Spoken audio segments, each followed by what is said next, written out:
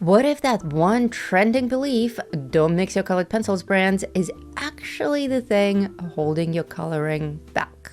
This latest project of mine changed everything about how I approach mixed brand coloring. The shiny black latex, the dramatic spotlight, that silky hair, these are the kind of textures that make people stop scrolling and ask, wait, is this even real? That's exactly what we want. Unlike my usual strictly Prismacolor work, I used 3 brands of colored pencils here. 2 of them are rivals. One of them is a nameless budget brand that I just had laying around, and they technically shouldn't even work together. But they did, and beautifully.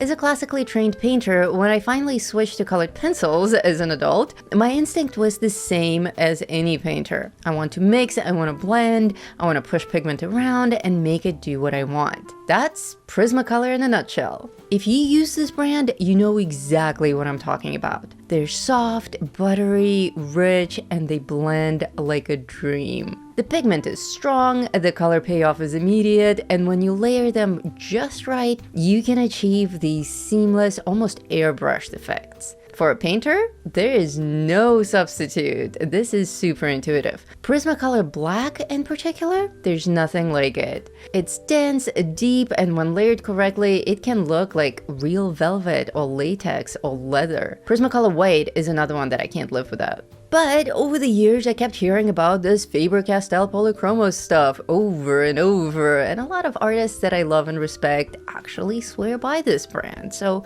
eventually I had to give them a shot. And my first reaction was honestly, these feel kind of wrong and weird. They're harder, less immediate, you layer and the color just does not pour out the way that Prismacolor does. The blending takes a lot more effort, and as someone who's used to the softness of wax, the oil-based core just felt stiff and unforgiving and horrible, to be honest. But don't let that scare you. I have some good things to say about Polychromos too. Actually, I almost gave up on them after my first try. Boy, oh boy, am I glad I didn't. Here's what I learned from this coloring. Oh, and by the way, if you want to give this a shot and color in this line work yourself, I've been popping up the QR code for it, and the downloadable link is also below this video. Go grab it and have fun. And a bit about what it is. Imagine if Zoe Kravitz's Catwoman character from that super grungy Batman film actually started in an oldie like Gentlemen Prefer Blondes with Marilyn Monroe. You get this. I will probably do a live stream of the full coloring of this project in the weeks to come, so stay tuned for that.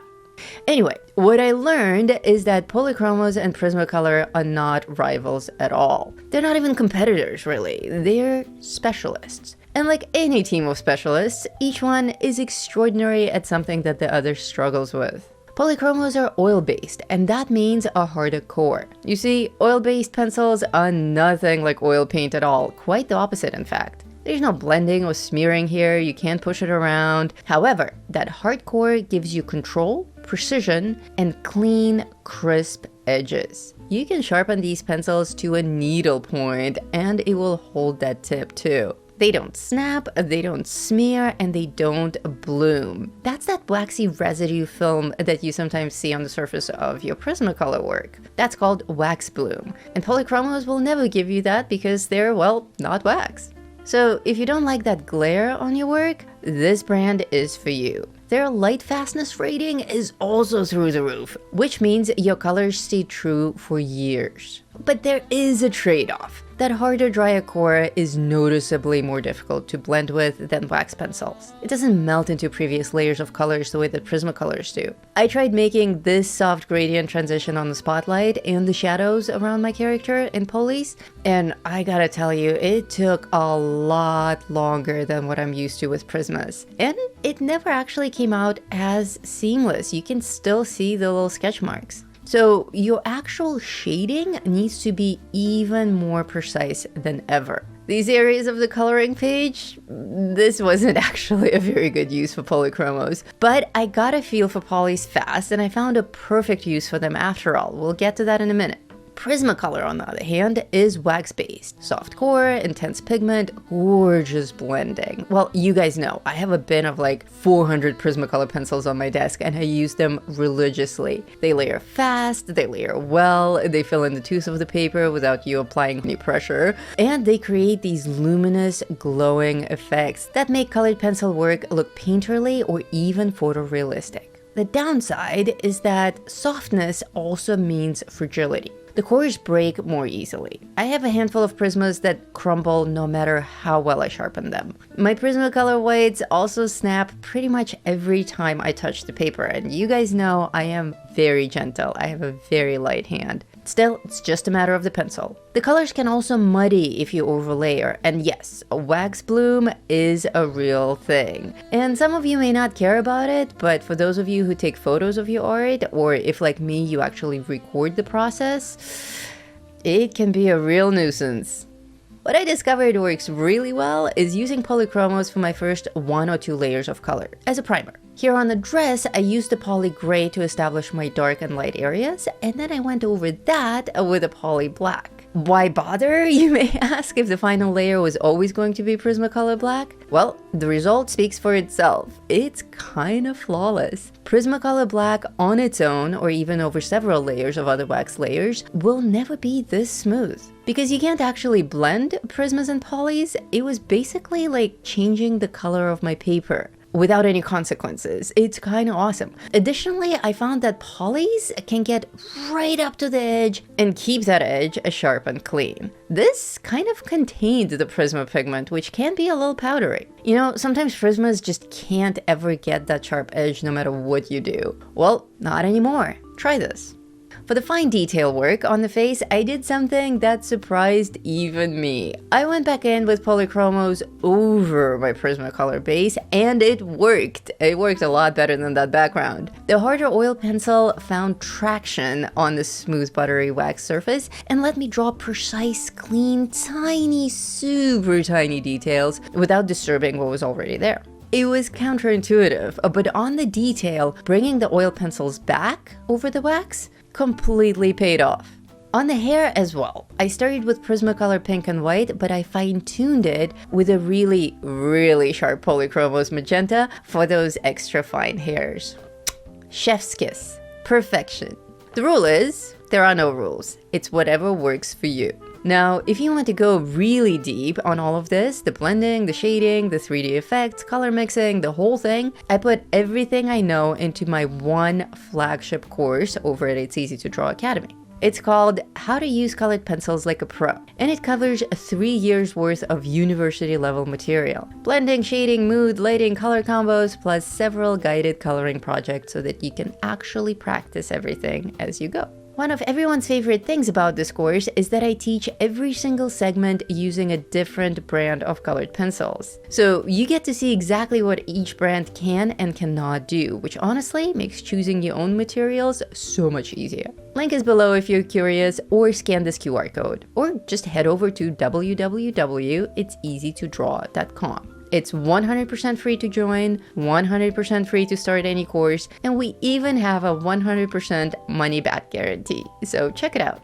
Now for the most important discovery of the whole project. At one point when I was working on the skin tone, I kinda intuitively reached for a pencil that turned out to be neither Prismacolor nor Polychromos, but I stuck with it. It's some kind of a budget brand that I have lying around. It's called H&B from a line called Skin, and honestly I'm not even sure if they're still around. I looked for it online and I couldn't find it on Amazon. Could be discontinued, but I still have them, they're still cool, and this dark yellow brown was the perfect choice for Zoe's skin tone. Here's what this taught me. Brand loyalty is a form of creative limitation. We build these mental hierarchies, professional brand, student brand, good pencil, bad pencil, blah, blah, blah, and we let those hierarchies make decisions for us that we should be making ourselves with our gut feeling. That budget pencil, it doesn't care if it's famous. The drawing doesn't care where the pigment came from. It doesn't care if it's oil or wax or what the brand name is. The only question that matters is, does it get the job done? To be fair, this piece did take nearly 6 hours instead of my usual 3-ish hours on a coloring of this complexity. Mixing brands slows you down, it adds variables, especially when you're not used to it yet, but you will find your stride. When I was working with different core hardnesses and different binders, different paper responses, I was essentially improvising more than I was executing. So there were moments on this project where a layer didn't behave the way that I expected, and when that happened, I had to stop and think and strategize, and a couple of times I almost threw the whole thing away. But it was 100% worth it in the end. This drawing has something in it that my more routine pieces don't always have. It has that energy of someone figuring things out in real time, and I think you can feel it in the finished piece. It just pops off the page. Honestly, the camera doesn't even do it justice. It looks so smooth in real life, and the detail is so sharp. The struggle, the extra hours, they all made it better, and next time around, it will go much faster knowing what I know now.